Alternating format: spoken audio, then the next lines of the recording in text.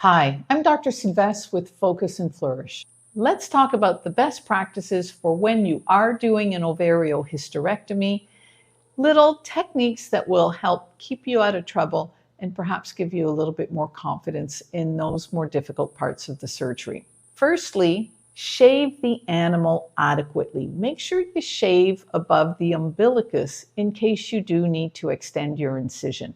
That doesn't mean you have to go really wide, really long, but don't shave from the umbilicus to the pubis. Shave from above the umbilicus to the pubis. If your patient is properly prepped, it just means you are ready to handle whatever comes your way. 2, make an incision of adequate length for your level of expertise and comfort. And you may have a lot of experience with this surgery, but you don't like surgery and you're never going to be comfortable doing a spay.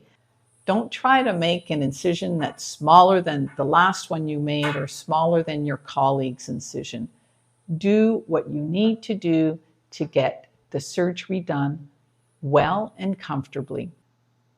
3, lighting. Make sure you have adequate lighting and light that you can actually move around or that an assistant can move around for you so that you can get into the more difficult corners of the abdomen if you need to. 4, have good instruments. Those hemostats that when you click them, they pop open, the ones that don't bite properly and don't even fit properly, get rid of those. The scissors that are dull, get them sharpened. Have good instruments. That makes all the difference in surgery. 5, stay focused. Take the time you need. Don't rush through the surgery. This is not a timed competition, but be efficient.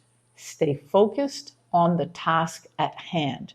It is your responsibility to do the best for your patient every time. I hope you found this video helpful. Please hit the like button and subscribe to our channel.